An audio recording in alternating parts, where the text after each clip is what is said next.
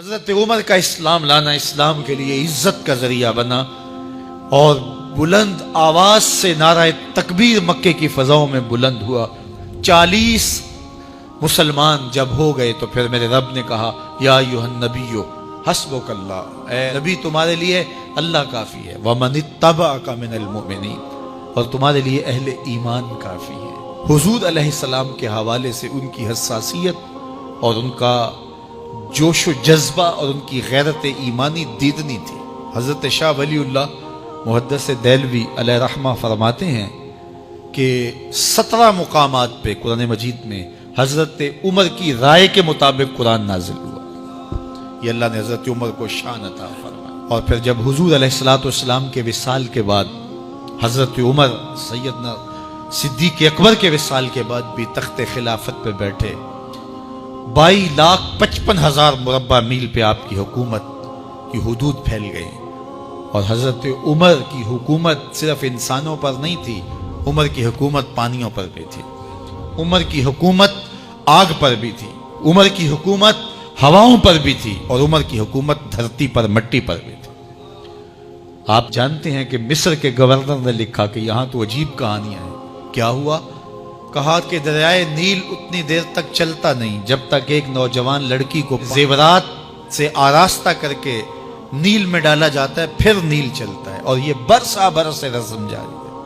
تو حضرت عمر کے پاس جب یہ پیغام پہنچتا ہے تو حضرت عمر نیل کو خط لکھ رہے ہیں، بسم اللہ الرحمن الرحیم، مصر کے نیل کے نام عمر کا خط، اور آگے لکھتے ہیں اے نیل اگر تو اللہ کے حکم سے چلتا ہے تو چل، ورنہ تیری کوئی ضرورت نہیں ہے۔ اور رکا لکھ کر قاصد کو دیا، جا کے یہ دریائے نیل میں ڈال دو۔ اللہ اکبر، جن کے رکے دریا بھی مانتے ہیں، پانیوں پر بھی حکومت ہے۔ اور نیل میں جب وہ رکا ڈالا گیا، نیل ایسا چلا آج تک کبھی رکا ہی نہیں ہے۔ پانیوں پر حکومت، ہواؤں پہ حکومت۔ مسجد نبوی کا ممبر ہے، عمر خطبہ دے رہے ہیں، عراق کے علاقہ نہاون میں جنگ ہو رہی ہے، مدینے سے 1 مہینے کی مسافت ہے، 1 مہینہ مسلسل چلیں تو نہاون آتا ہے۔ حضرت عمر خطبہ دیتے دیتے درمیان میں جملہ معترضہ کا، یا ساریہ الجبل، اے ساریہ پہاڑ نہ چھوڑنا۔ لوگ حیران ہیں کیا ماجرا ہوا کہ ہم سے مخاطبہ ہے، ساریہ نہاون میں ہے، اور کہا ساریہ پہاڑ نہ چھوڑنا۔ 1 مہینے کے بعد جب وہاں سے قاصد آیا، اس نے کہا اللہ نے فتح دے دی۔ کہا کیسے؟ کہا پہاڑ کو چھوڑ کر دشمن پر ٹوٹنے لگے تھے، آگے بڑھنے لگے تھے، ان پر حملہ آور ہونے لگے تھے۔ اچانک عمر کی آواز آتی، پہاڑ کو نہیں چھوڑنا، چونکہ اگر ہم پہاڑ کو چھوڑ دیتے دشمن پیچھے سے حملہ آور ہونے کے لیے تیار کھڑا تھا۔ تو کہا بس ہم پہاڑ کو اپنی پشت پہ پھیر رکھا، اور اللہ نے اسی دن ہمیں فتح عطا کر دی۔ ہوائیں بھی ان کا پیغام پہنچاتی ہیں، پانی بھی ان کا حکم مانتے ہیں۔ اس زمانے میں فائر بریگیڈ سسٹم نہیں تھا، لیکن ایک آگ بڑھتی آ رہی ہے شہر کی طرف۔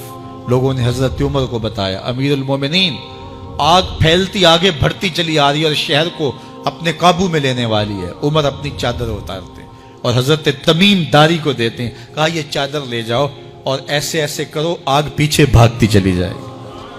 تو چادر ہلاتے جاتے ہیں حضرت تمیم داری، اور آگ پیچھے بھاگتی چلی جاتی۔ مٹی بھی حکم مانتی ہے۔ ایک لونڈی کھڑی رو رہی ہے راستے میں، کہا تجھے کیا ہوا؟ کہا ٹھوکر لگی، میرا تیل زمین میں بہہ گیا، میری مالکہ بڑی سخت ہے، وہ مجھے کہے گی تم نے یہ کیا کیا۔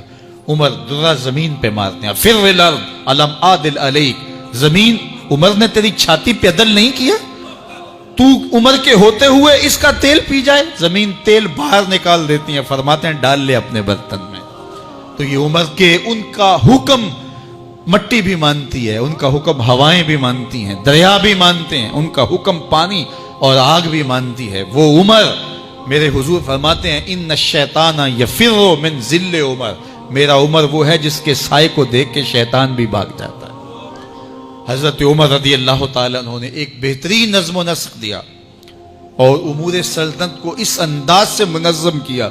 ایک غیر مسلم مفکر کہتا ہے اگر اس امت کو ایک اور عمر مل جاتا پوری دنیا پہ حکومت مسلمانوں کی ہوتی۔ ایک دن مسجد نبوی سے باہر حضور تشریف لا رہے تھے، دائیں ہاتھ میں حضرت ابو بکر کا ہاتھ تھا، بائیں میں حضرت عمر کا ہاتھ تھا۔ ایسے باہر کی جانب آ رہے تھے، دروازے سے کوئی بندہ داخل ہوا، اس کو دیکھ کے حضور نے فرمایا ہا کازا نبعث یوم القیامہ، قیامت کے دن جب قبروں سے اٹھائے جائیں گے ہم ایسے ہی اٹھیں گے، میرے دائیں ہاتھ میں ابو بکر کا ہاتھ ہوگا، بائیں میں عمر کا ہاتھ ہوگا۔